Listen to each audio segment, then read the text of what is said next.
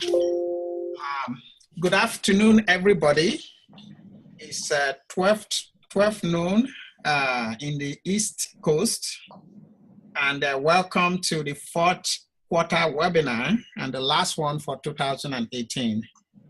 My name is Igo Ofodokun, together with Dr. Claire Steck, the president of Emory University. I am the co-PI of the Emory BIRCWH program and also the program director of the Emory BIRCWH. So it is my pleasure to introduce the moderator of today's webinar, Dr. Jessica Shantha.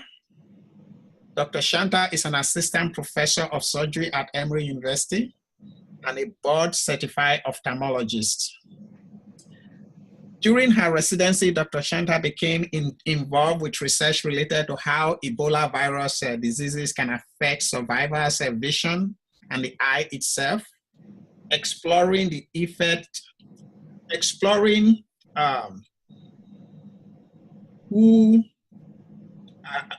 how these effects differ in women and men. She has published on the topic in high-impact scientific journals such as the New England Journal of Medicine, and continues to be involved in ongoing work in West Africa with Ebola virus disease. So Jessica is currently a BIRCWH scholar at Emory University. So I'm going to turn over this webinar to her. Dr. Shantha. Thank you. I want to just thank everyone for joining in today. We have a special guest here, Robert, also known as Bob Freund, who's going to be giving us a presentation today about demystifying the NIH scientific review process. So just a little background, Dr. Freund is the chief of the AIDS and AIDS-related research, IRG, in the Center for Scientific Review at the NIH, and he's been in this position for about 8 years now. Prior to this, he was the scientific review officer for the CSR Virology B study section, and also served as the CSR training coordinator, responsible for training activities for both new and continuing staff, and has been at the NIH for 18 years at this time. He earned his PhD at Harvard University and also did his postdoctoral studies at Harvard, and then went on to the University of Maryland School of Medicine, which is where he organized the virology section of the medical school microbiology course and taught graduate courses in virology and signal transduction. So without further ado, we will have him give his presentation on demystifying the NIH scientific review process. And then after, I will ask him questions that you guys all text in or send in. And if you guys can send them into the webinar chat, that would be easiest, so then I can ask him and just text them in as he's going through the presentation, and after the presentation, we'll ask him. I'll also ask him some of the questions that have been sent in prior to this lecture. Thank you. Thank you very much, and thank you for inviting me. Let me try to get this PowerPoint presentation up, and I'll go through that, and when we're done, I'd be happy to answer questions. Let's see here. Okay, can you see the slides? Yes. Yes, okay, great. So what I'm going to try to do today is,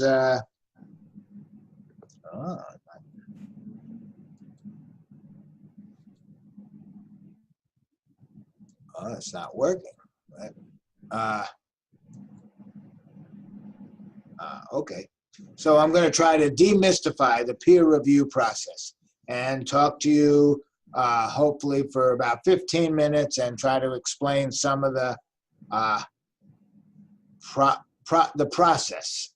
And let me first start with the first step, which is preparing an application.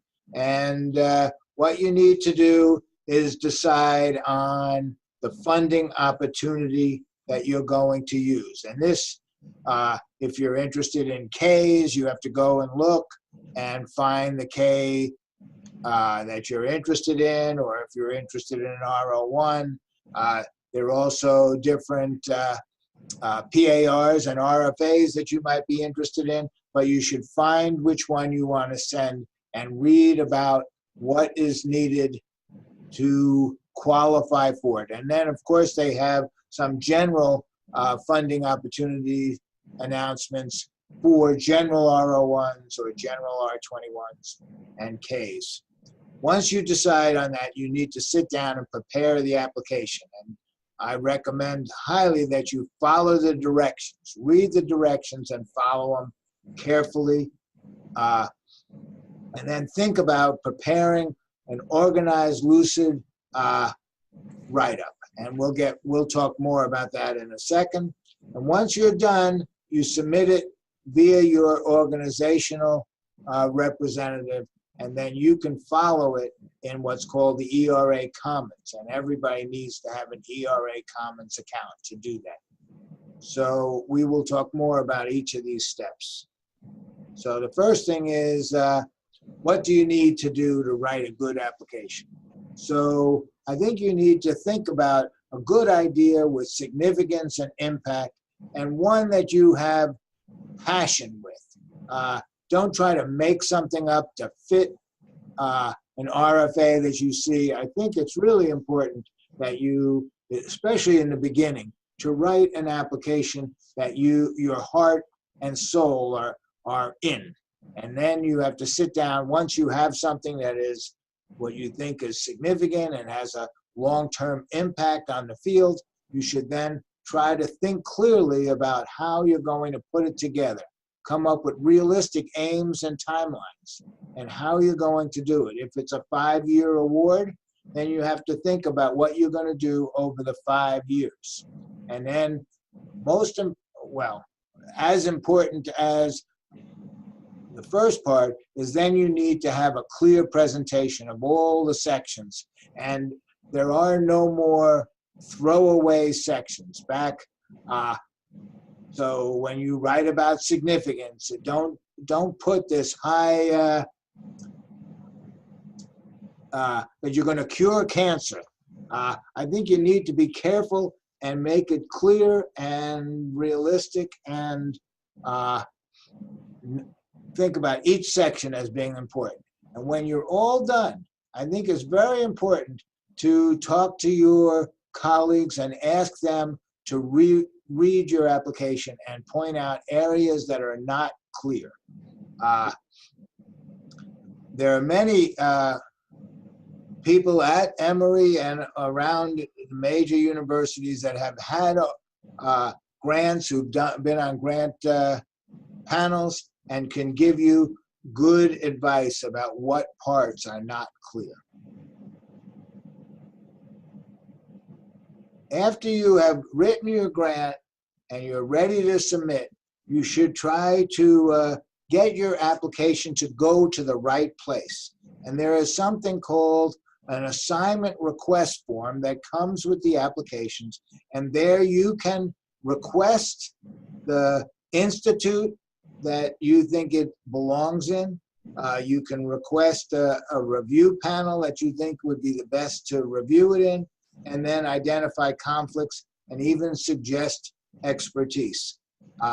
So we'll talk a little bit more about that, but this form allows you to at least make suggestions as to where you want your application to be reviewed and who should be what they call the funding institution for it. And that form is looked at, and we'll talk again a little bit about it. But once you have it, as I said, once you have the application, you submit it via your institution, and they submit it to something called grants.gov, and then it goes through the system. And when it comes to NIH, the first place it goes is the ERA Commons. And I'll tell you in a second a little bit more, but what you see when you look at your application in your eCommons account, that's the same thing we see. So if you can't see the figures, then neither can we. So I think it's very important that you look at this carefully. And then once it goes from eCommons, it goes to the Center for Scientific Review. Okay, let me just tell you. So the eCommons, as I said, everybody needs to have an account. And it is an online interface where you can check that your submitted applications, you can look at it. And as I said, what you see is what we see. You can track your assignments, and at the end of the review process, you can find out the score and find out the summary statement and all and the contact information that you might want to have. There's also much more about it, but I think this is for the sake of discussing peer review. This is what you really need. Another thing to look at is the application number. That gives you lots of information, and if things are wrong, you should follow up. So you will have a number here, and most people will have a 1. If you've had a grant for 5 years and now you're trying to get it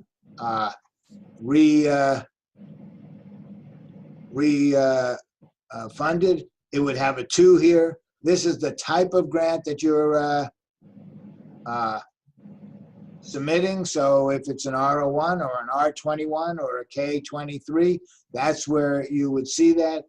The funding institution is here, and then the support year, usually again, 01 to start with, and if you're lucky, it'll be 25 at the end of your career. And then if it's a A1, or if it's a new grant, then it would not have anything here. And then when you resubmit, it would have an A1 here. But this is something that you can look at to make sure that everything is going in the right direction.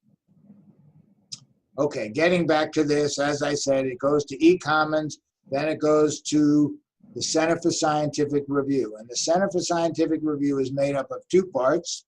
One part is what they call the Division of Receipt and Referral, and that's where the application is assigned the funding IC and the IRG that's going to review it. And then it goes to the review section, usually in the IRG, and that's where they assign it to the different study sections. So once it gets through it has an IC associated with it, and now it comes to an IRG. There it's assigned to either what they call a standing study section or a special emphasis panel. And a standing study section is a panel that you can look up. It evaluates applications within a set of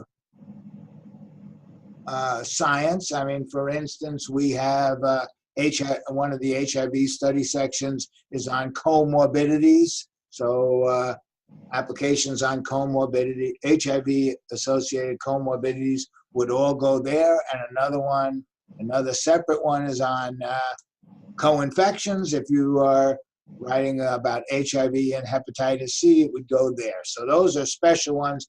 They have a regular panel made up of somewhere around 20 members, and then they get temporary members and they recruit them as needed.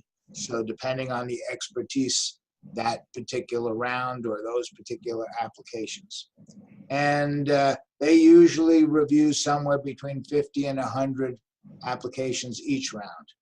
Then there's something called special emphasis panels. And those are panels that are set up usually each round, but sometimes they are what they call recurring. And they will review special applications such as fellowships, SBIRs, STTRs. Maybe they have a special panel that'll do Ks. Many places have special panels that do what's called an R15, which are a type of application for universities that don't have a lot of funding.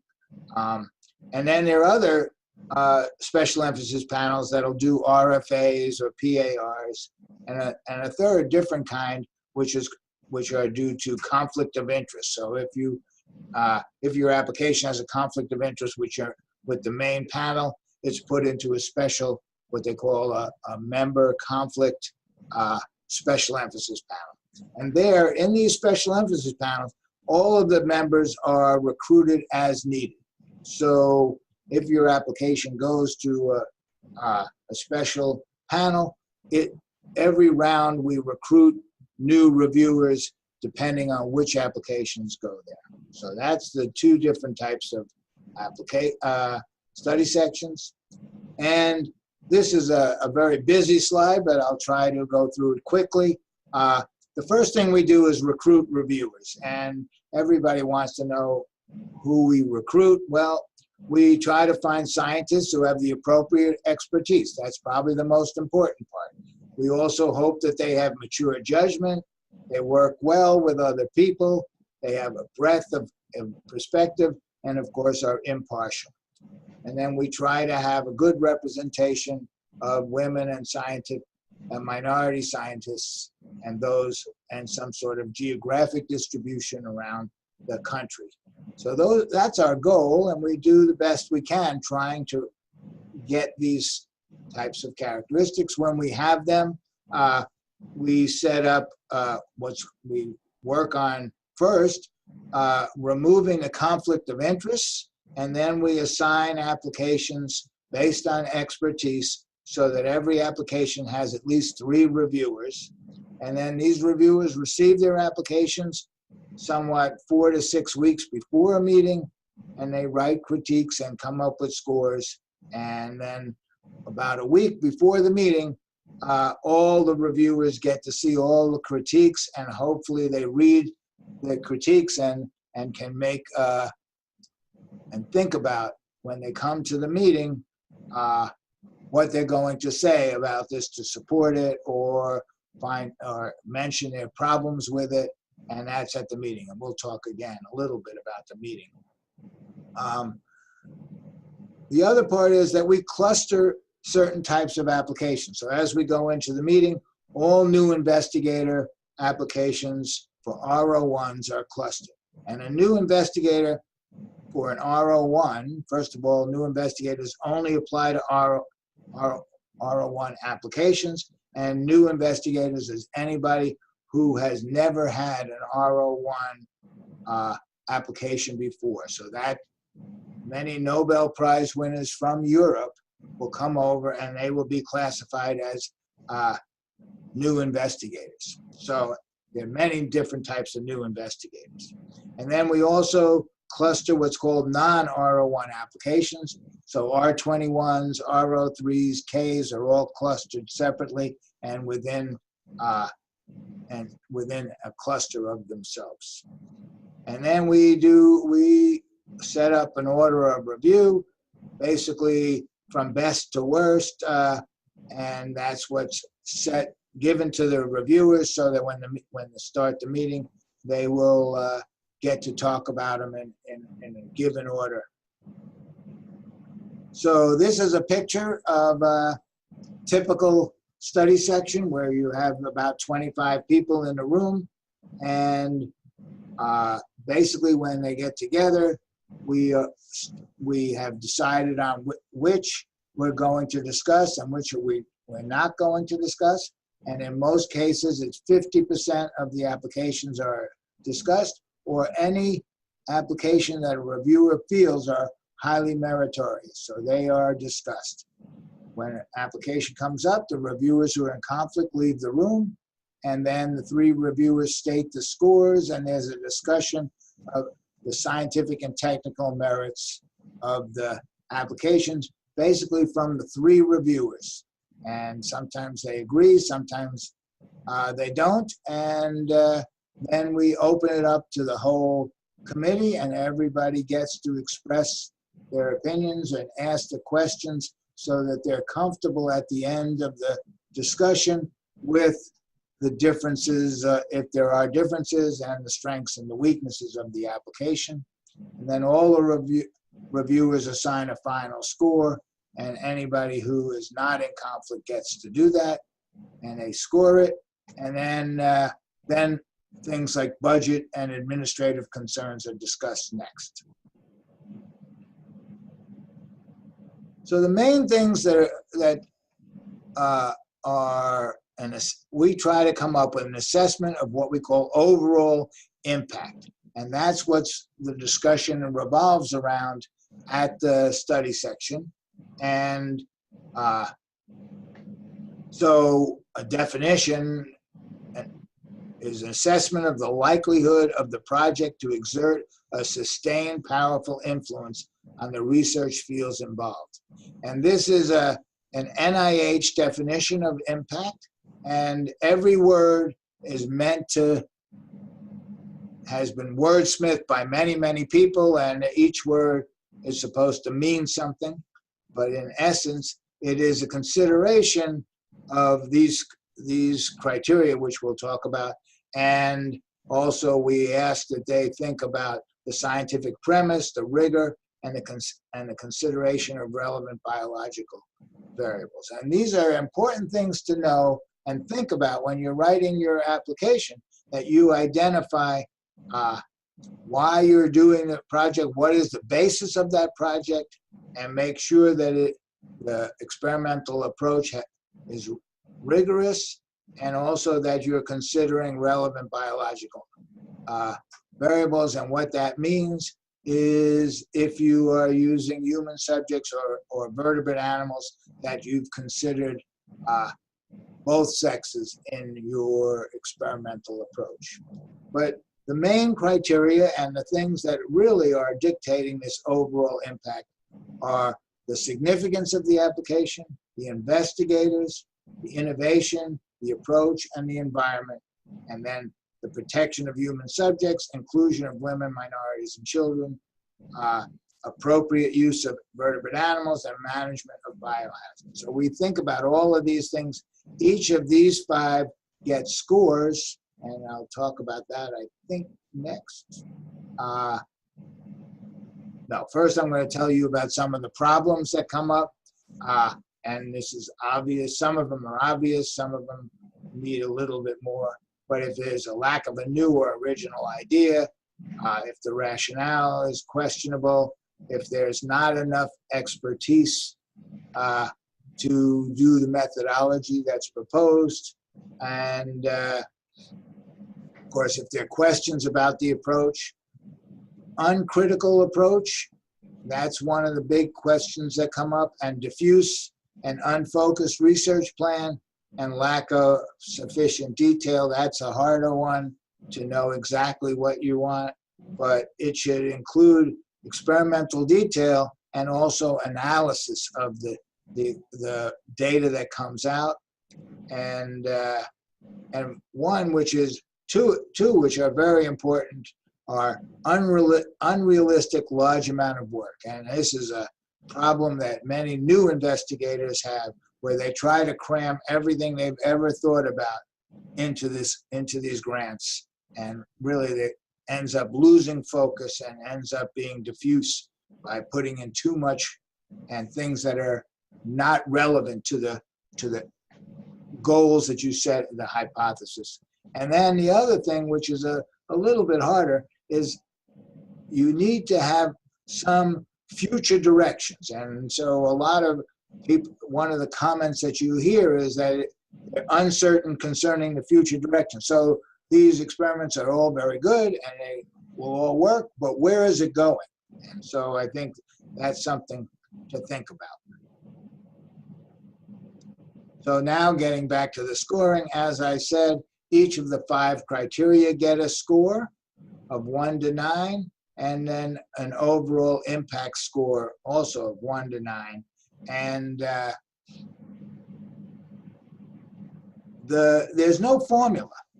So in general, we hope that significance plays a big role, and of course, significance and innovation have to be very important and have to be are the first criteria. And then of course the second one is feasibility, which are the investigator, the environment, and I can't remember what the other one is, but there's 3 for feasibility.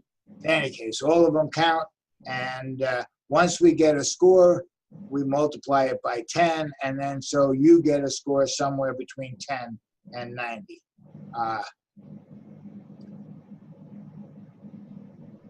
So after the meeting is over, you get a summary statement, And that's basically the feedback to both the applicant and also the institute that may fund it.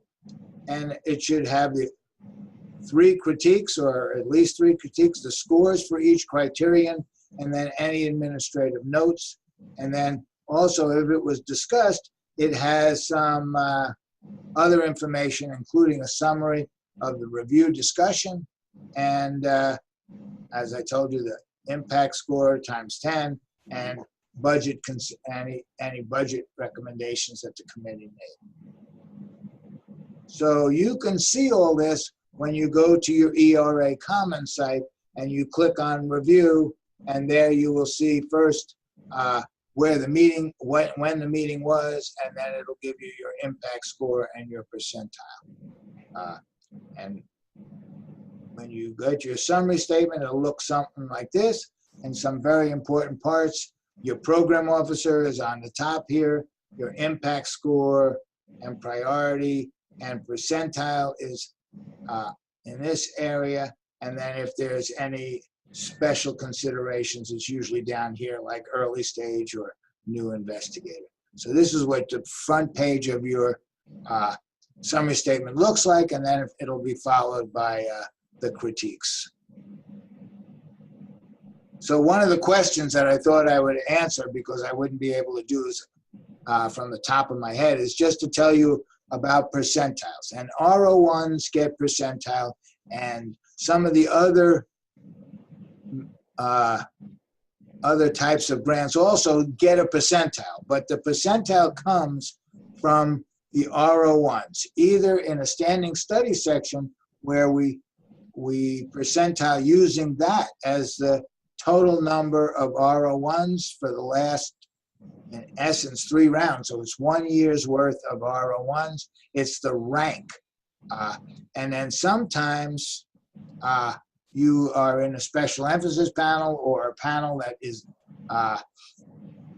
uses what they call CSR all, and what that is, the denominator is all the applications, all the RO1 application scores for the whole year. So that's 5,000, 10,000, I'm not exactly sure what the number is, but it's a huge number. And there they just take the score and find out where you rank. For study sections, you get a rank, and then you do a the computer does a calculation of taking into all the total number of RO1s in the 3 rounds. So as they say, it's not the score that counts, but rather the percentile. And most funding institutions uses the RO1, for RO1s, uses that percentile as its ability to pick which applications they're going to fund. So another part that I wanted to tell you is, after you get your scores and your percentile, this is what you're supposed to do. First, don't panic. That's the worst thing to do. Just think, let it sit for a little bit, and then think about it. Be persistent. Seek guidance from your program staff. They can help you. Read the critiques very carefully and try to not be offended, but rather take it as helpful criticism and revise and resubmit. And one of the things that I want to tell people about, it's important to get good advice from both your program staff, from your mentors, from people who can give you good advice. Ask, there are people certainly at most institutions that can give you good advice, and certainly your program staff can.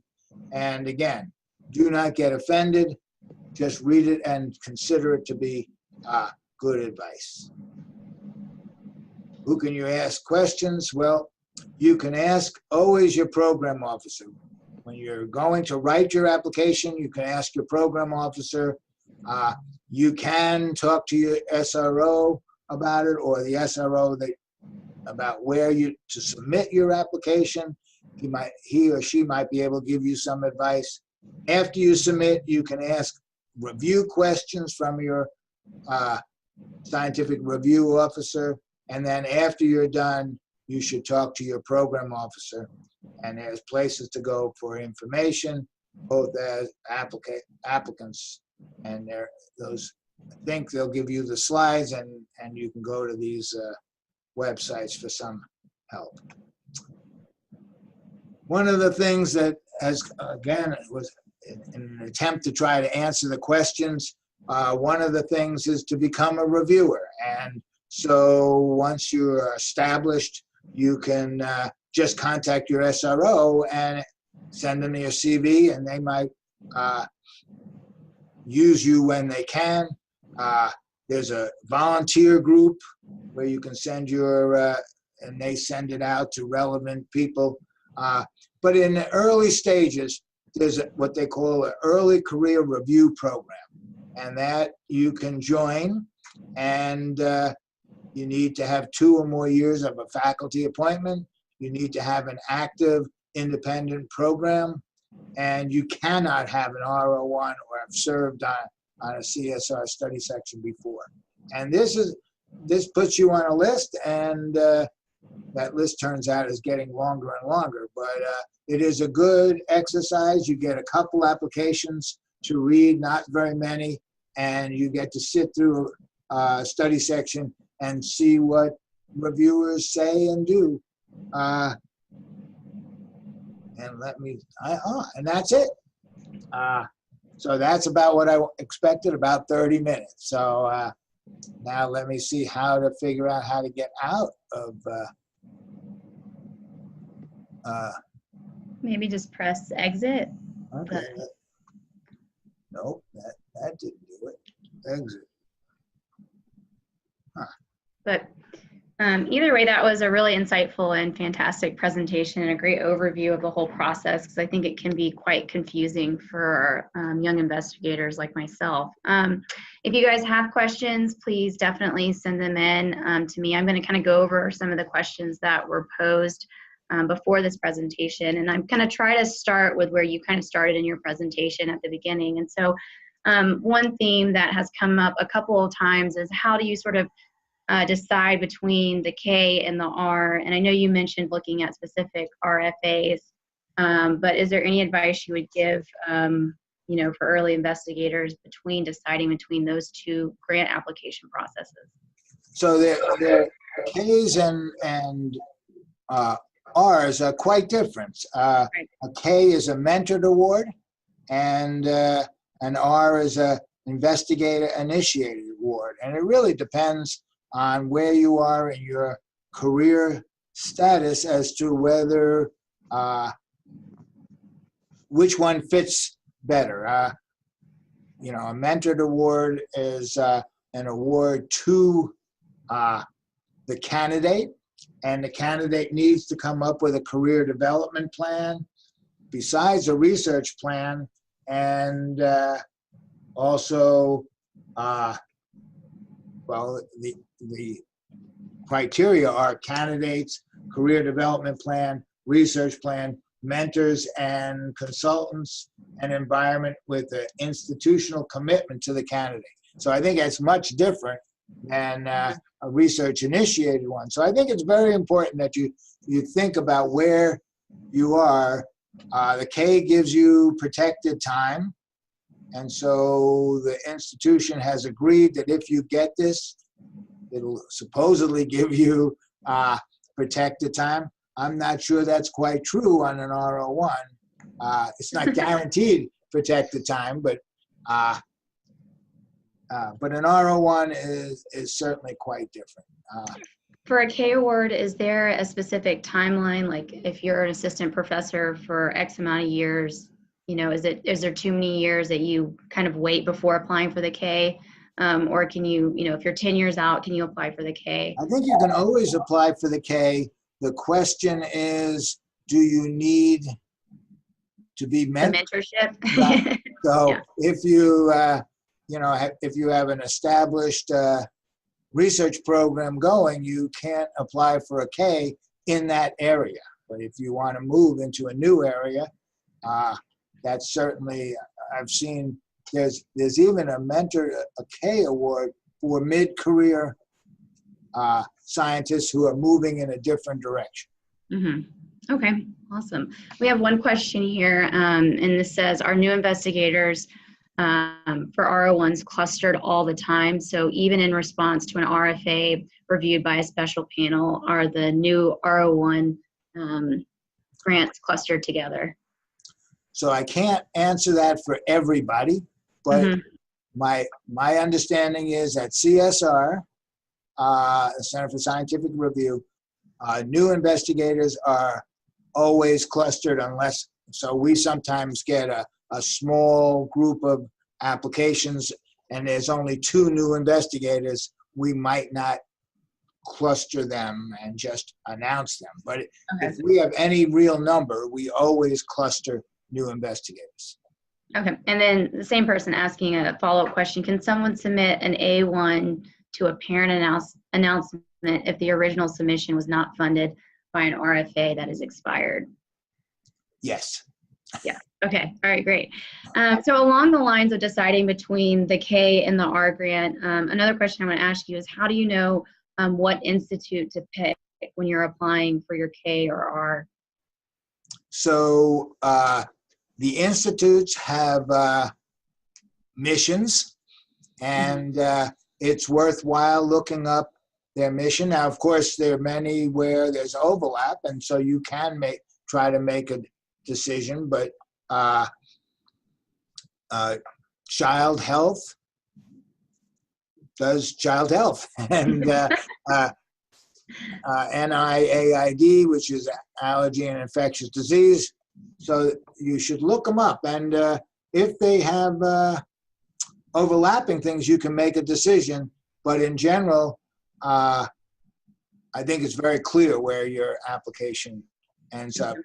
And then along those lines, I know another question is, where can you find the highest chance of funding? And so I know, is there a place on the NIH website that kind of tells you what percentages of Ks and Rs are funded through that institution?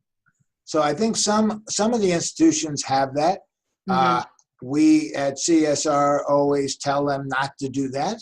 Because, yeah, the AI doesn't. Because it confuses our reviewers, because then they say, we need to give them that score to get that.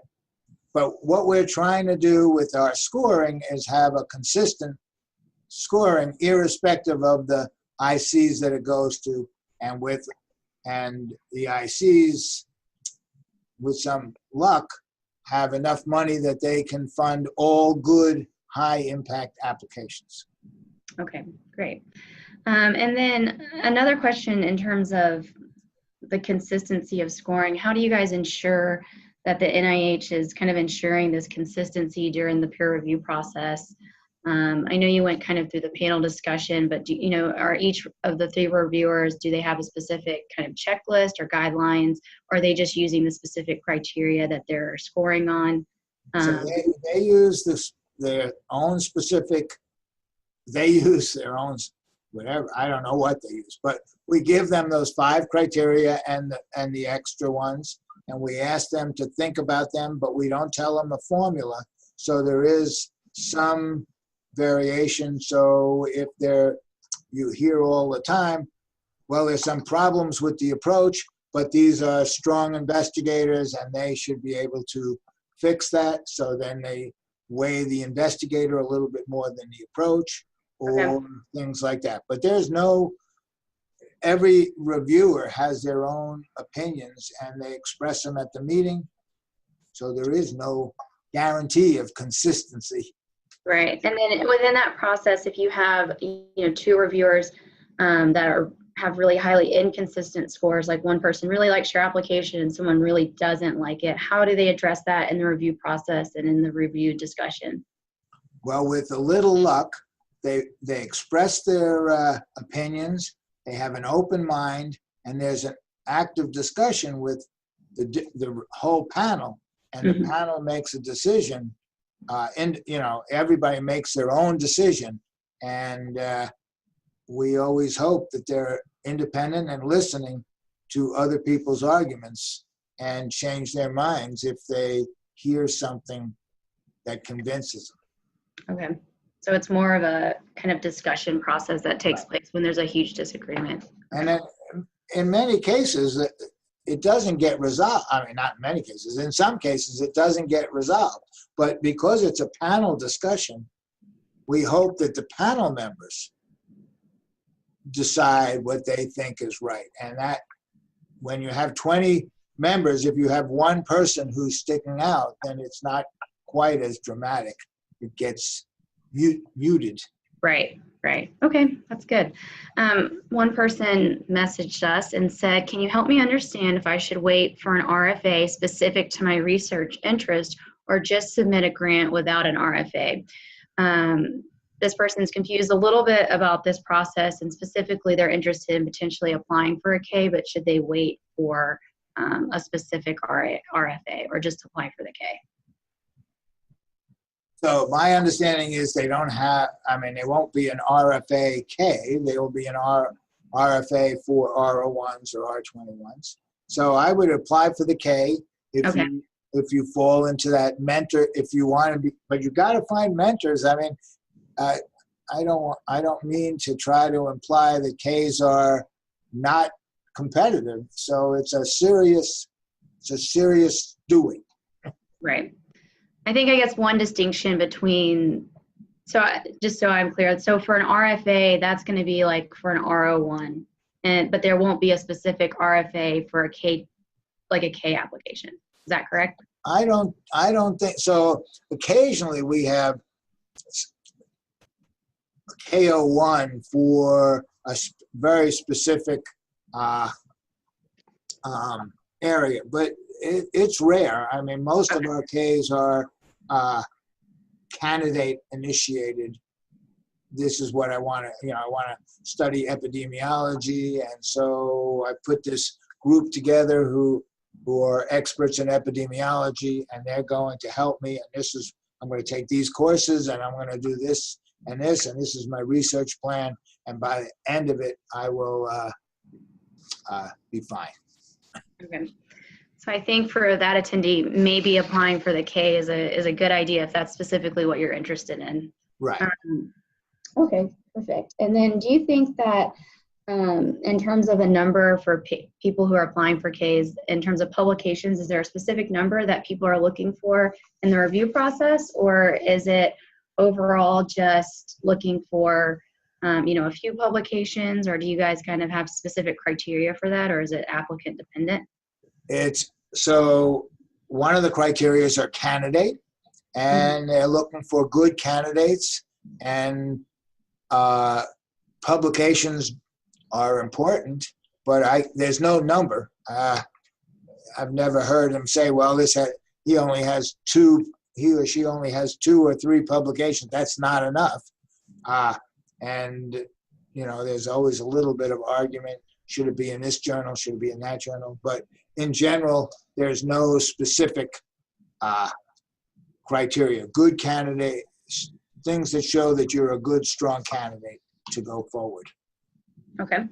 And then when you're specifically putting together an application, is there a specific audience you should be targeting, when you're thinking about the review process, or just in general putting together kind of a good application? Well, so I think the audience is the reviewer, and the reviewer, so there's 2 parts to this. One, the reviewer might not be the most expert in your specific field, but rather is acquainted with the field and is certainly capable of understanding it if you explain it. But I used to always say that the audience that you should shoot for is a reviewer. After a full day's work, he or she now goes to the bathtub and has a martini in one hand and your application in the other. And with that, so that's, if you make it so complicated that they don't enjoy that martini, you lose the reviewer. Okay. Good question. Yeah, go ahead. Yeah. Hi, Bob. Thank you so much. That's been extremely helpful.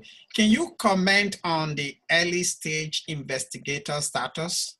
many of the participants in this call are early stage investigators. When do you lose your early stage investigator status in the application process? So, you lose it when you get it. The easy version is you lose it when you get an R01, or you get, or you're project leader of a PO1, anything that you've competed for and gotten. So that's one way you lose it. And the other way is getting old is the second way you lose your early stage. So there's two things. There's an early stage investigator and there's a new investigator. Early stage investigators are 10 years after their terminal degree. So the first 10 years is you still, and not getting an R01 allows you to be an early stage investigator. New investigators, you can still be old, and if you've never gotten an R01, you qualify. And as I said, we sometimes get Nobel Prize winners who come over from Europe, and they get classified as a new investigator. Right.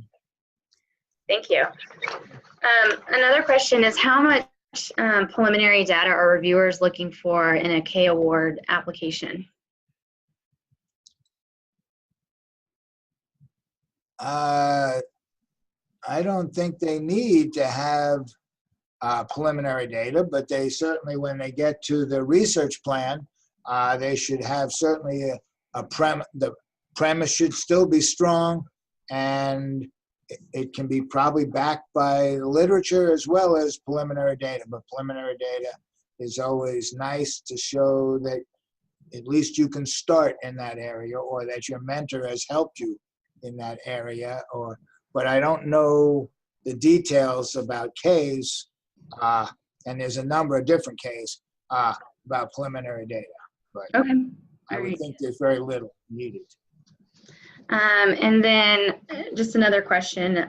Do you recommend young investigators and junior reviewers kind of joining the review process and the review programs that you mentioned before? You think that that's been helpful for you? Or So I personally think it is very helpful. I think it like I said, the way it works is you'll get 3 or 4 applications assigned to you. You get to go through the process. You get to be trained by the SRO, and in the process, but more important than all of that, you get to go to the study section meeting, and you get to hear what the study section, how the members dissect the applications. And I think that gives you, when you go home and try to write your own, you have a much better feeling for what is a good application. yeah. Sounds insightful. Another question that was posed is, what if you're worried about a former mentor criticizing your application due to a conflict of interest? How will you handle that? I know in your presentation you mentioned you can put conflicts. Is that where you would potentially put that person, or how would you go about kind of teasing that out? Okay, so a former mentor, presumably you're in conflict with a mentor, whether you like them or not, for a certain length of time. But if you find that you want to be declare a conflict with someone based on some sort of bias towards your application, good or bad, you should put it in that form and explain it a little. I think that form allows you to give 1 line or 2 lines about why. Okay. But we need to when we get those things, we do follow up. So I mean, you can't just list, the East Coast and expect us to say, okay, we're not going to put anybody on the East Coast.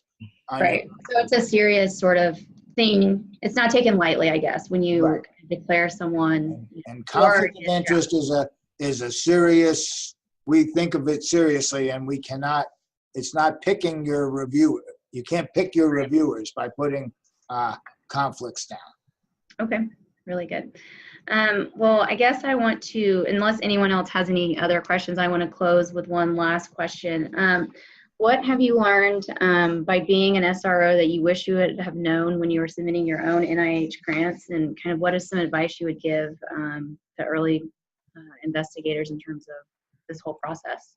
So my slide that I showed you that talked about not panicking and trying to get advice and being persistent. I think I had put that slide in there a long time ago, but that is the answer to this question. It's a very good question. I think one of the problems, with a lot of new investigators is that they get offended when they read the summary statements and get discouraged, and they shouldn't. The goal is to do good science and to be persistent, and so make the corrections. If the summary statement identifies problems that you can correct, then you try to correct them. You make sure that you have an application that fits. If you're lucky, they give you good constructive advice that can help you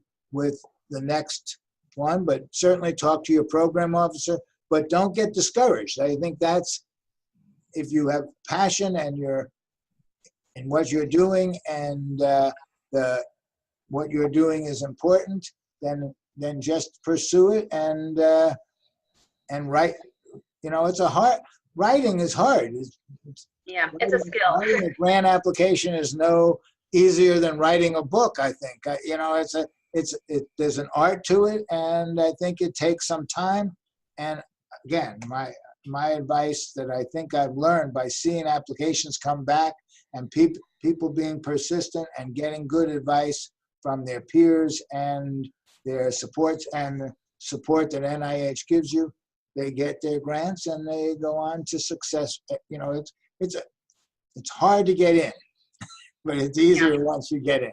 Yeah. One last question actually that was posed here. It says, how does an FOA guide the discussion during the panel? That's a very good question. So there's two types: RFAs, where they have had specific review criterion. So they have changed the review criterion from the standard one. And then that does dictate some of the discussion. But a general RFA or PAR that doesn't have specific review criterion, it doesn't. Even so, what a PA or a PAR is program or the institute saying we want more stuff in this area. It doesn't mean that the reviewers think it's important. It's just program thinks it's important. So we do not take into account what the topic of the program is, but rather what the science is. We try to focus our attention on good, highly meritorious science. Okay. There's actually a couple more questions. Since we have a few minutes, we'll try to answer these quickly. Can you give guidance on whether new or early investigators should not go onto a multi-PI application, like I guess for an R01, since they would lose out on the benefit of being a new or early investigator? That's a good question.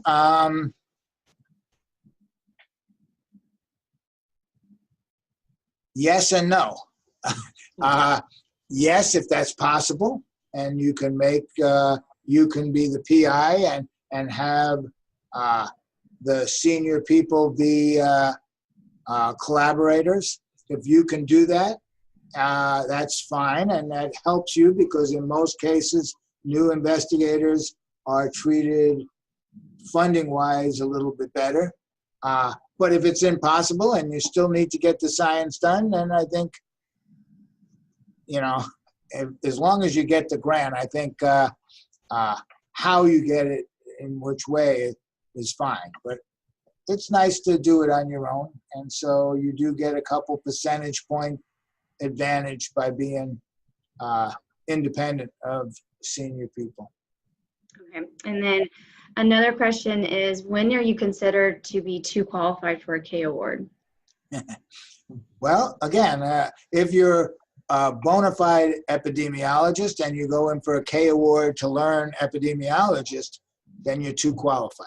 But if you're going into a new area, you're not. And like I said, there's even mid-level science K awards where you can get a K. I can't remember the number offhand, but you can get a K award for mid-level as long as it's something that you're going into. So for instance, in the HIV field, there are some K awards where people are geriatrists who want to work on HIV and aging together. And so they can put in a K award. They get mentors who are HIV experts. And so they've done much work and have even had RO1s in a different area. So it really is a mentored award that has you go into an area. So I guess building a case for, your mentorship, the team, the research question, can really, even if you're qualified in other areas, can really build your case. Oh, absolutely. Okay. And then last question, is there a significant variability on how sex as a biological variable is handled within the study section review discussion? Does this sometimes depend on whether a statistician is present? Can you let us know the expectation of the SRO or chair to step in terms of the consistency on how that's handled? So that would be nice if it was consistent among the hundreds of panels we have. And we have 200 different SROs in CSR and at least another 200 or 300 throughout NIH. So I can't promise that they're all consistent, but my understanding is that the way you think about sex as a biological variable is that you have to have, if there's a difference between men and women or male and female mice or whatever you're using, you should be able to detect that difference. We're not asking for statisticians. We're not asking for power numbers. We're asking that if it is obvious that there's a difference between male and female, that you would notice it. So, I mean, for instance, if you have male and female mice and you keep them in the same cage and you don't keep track of them, that's not the right thing to say, well, we got male and female mice. But you got to have them disaggregated so that you would notice if only male mice came down with the problem or only female. So that's how I interpret sex as a biological variable. Okay, awesome. Well, thank you again, Bob, for all of your time. Thank you, Ego, as well, for moderating this. And I guess if there's any other comments from either Bob or Ego. So I don't know if you're going to get the slide set, but my email is on there. And I'd be happy to answer email questions about this. And I appreciate the opportunity because it's fun for me to do it. And it's fun to have new investigators get funded and to see them succeed in study section. So thank you very much. Bob. This has been very insightful for all of us, even those of us that have been in the system for a very long time. Thank you so much for your time and thank you for doing this so thoroughly. And thank you also, Jessica, for being a great moderator and asking all the great questions. No problem. This session is being videoed and it's going to be posted on the website. I think there's a link to the video for all at all the websites of all the BIRCWH program across the country. Certainly, it will be available on the Emory BIRCWH website. I'll turn it over to you, Jessica, to finish. All right, awesome. Well, thank you guys again. Yeah. So the other thing is that evaluation is going to be sent to everybody. Please, when you get the evaluation, please fill it out for us. It's very helpful. It helps us to plan subsequent webinar. And happy holidays to everybody. Thank you. Happy holidays. All right, thank you.